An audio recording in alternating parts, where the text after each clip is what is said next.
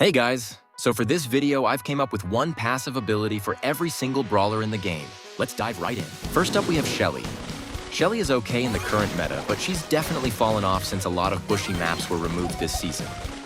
To compensate for this, I think a good passive ability for her would be that as long as her immunity shield is active, she gets a 25% speed boost.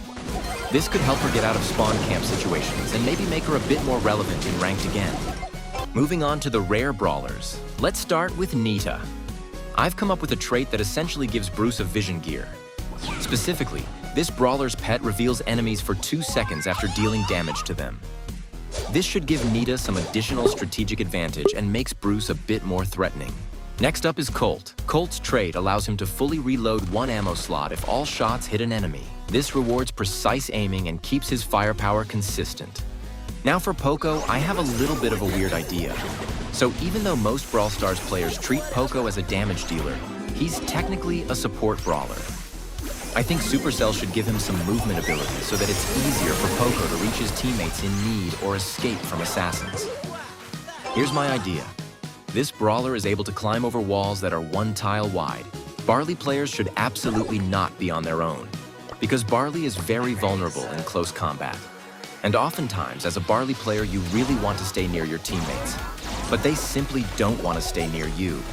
So I think Supercell should add something that rewards players for protecting their Barley. Here's my idea for a passive ability for Barley that should fix this issue. If this brawler charges its super and teammates are nearby, they also charge their super. I think if your teammates get just as much super as Barley with a normal attack, that should be pretty balanced. Last rare brawler on the list is Brock. Brock is a pretty solid pick on most maps, so actually I wouldn't change too much about him. More precisely, I wouldn't change anything about him. Here's the trait. This brawler's attacks leave trails of fire.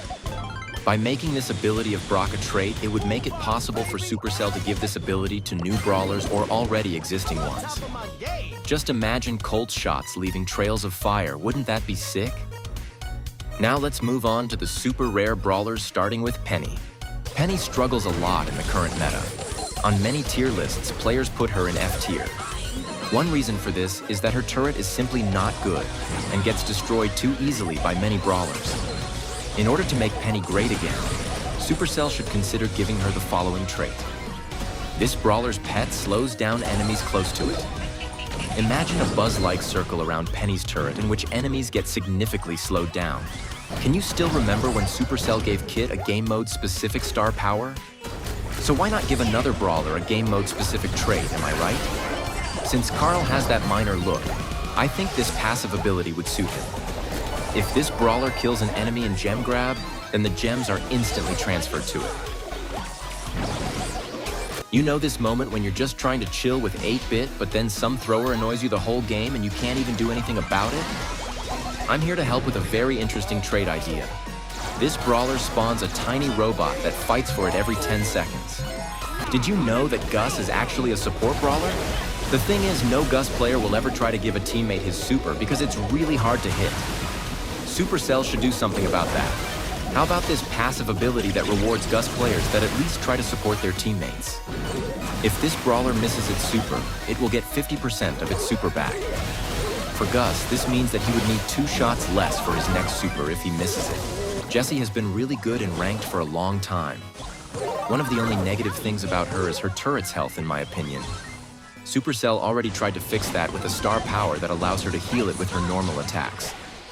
But I think this isn't enough. How about giving this trait to Jessie in order to make her turret unstoppable? This brawler's pet can be healed by teammates. Just imagine a Byron pocket healing your turret, wouldn't that be beautiful? Now for Dynamite, I have a really funny idea. This brawler drops a bomb if it gets killed. This passive ability could save Dynas from assassins. Next up is Tick. Tick is quite vulnerable in close combat, and even his gadget can't always protect him from assassins. To help Tick players escape from enemies more effectively, here's my idea for a passive ability. This brawler moves faster when enemies are nearby. The final super rare brawler on the list is Rico. Rico, in my opinion, is quite a challenging brawler to master. To make him a bit more accessible, here's my idea for a passive ability. This brawler respawns with full ammo instead of one. This trait could offer a more forgiving experience for players who struggle with his ammo management. That's it for today's video. I hope you enjoyed these trait ideas and found them as exciting as I do. In the next part, I'll come up with trait ideas for all the epic brawlers. If you have any thoughts or suggestions for additional traits, drop them in the comments below. Thanks for watching, and I'll see you in the next video.